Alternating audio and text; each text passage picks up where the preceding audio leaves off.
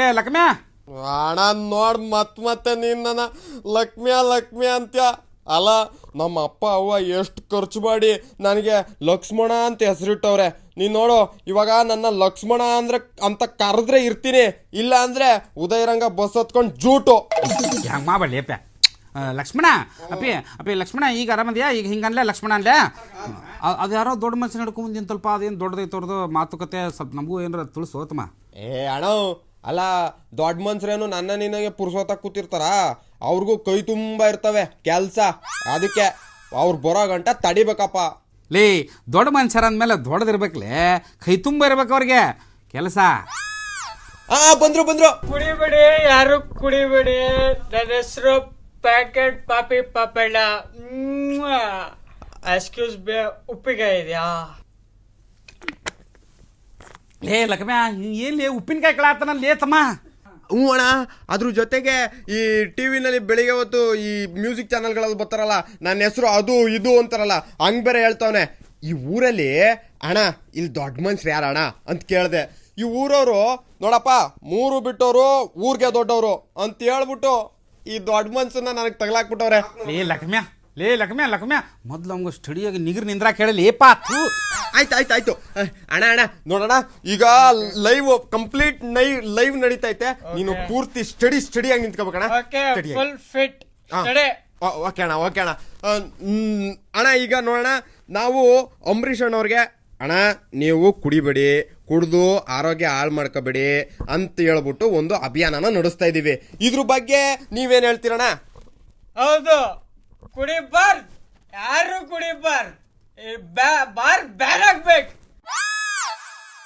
ನಾನು ಎಕ್ಕಡ ಕೂಡ ಬಾರ್ಗೆ ಹೋಗಲ್ಲ. ಮತ್ತೇನು ಕಾಲ ಇರ್ತದಪ್ಪ? ಕಾಲಲ್ಲಿ ಹೋಗ್ತೀನಿ, ಅದು ಬೇರೆ ಪ್ರಶ್ನೆ. ಅಣ್ಣ ಅಬ್ಬೇಡ, ಯಾರಣ್ಣ ನೀನು?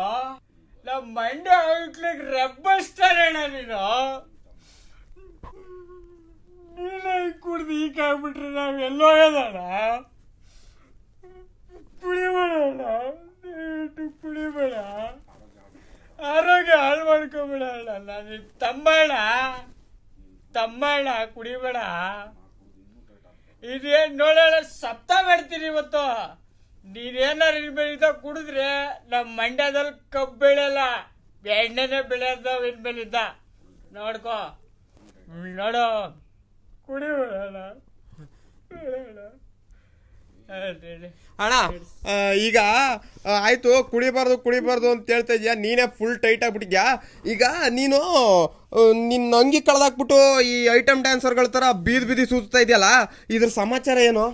ನನ್ನ ಮಗ ಬಾರ್ ಬಸಳಿಗ ಅವನಲ್ಲ, ಅವನು ನನ್ನ ಮಗ ನನ್ನ ಹಳೆ ಬಾಕಿ ಐತೆ ಅನ್ಬಿಟ್ಟು ಎಣ್ಣೆನೇ ಕೊಡ್ಲಿಲ್ಲ ಸರ್. ಅದಕ್ಕೆ ನಾವ್ ಯಾರು ಹೇಳ್ರಿ, ಮಾನ ಹೋದ್ರು ಮರ್ಯಾದೆ ಕಳ್ಕೊಳಲ್ಲ ನಾವು. ಅದಕ್ಕೆ ನಮ್ ಶೆಲ್ಟ ಬಿಚ್ಕೊಟ್ಬಿಟ್ಟು ಹಳೆ ಚುಪ್ತ ತೀರ್ಸ್ಬಿಟ್ಟ ಅದ್ರ ಮೇಲೆ ತಟ್ಟೆ ಹಾಕೊಂಡು ಬರ್ತಾ ಇದ್ದೀನಿ. ಹಂಗೂ ಕೇಳ್ದೆ ನನ್ ಮಗನ್ನ ಉಪ್ಪಿನಕಾಯಿ ಕೊಡೋ ಅಂತ. ನನ್ನ ಮಗ ಪೈಚೆ ಕೇಳ್ಬಿಟ್ಟಲ್ಲ.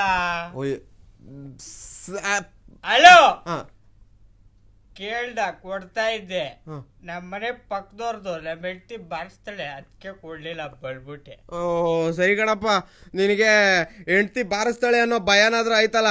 ಅಣ್ಣ ನೋಡ್ದೆ, ಇವನು ಉತ್ತಮವಾದ ಮರ್ಯಾದಾ ಪುರುಷ, ಇವನ ಬಗ್ಗೆ ಎಲ್ಲ ತಿಳ್ಕೊಂಡೆ.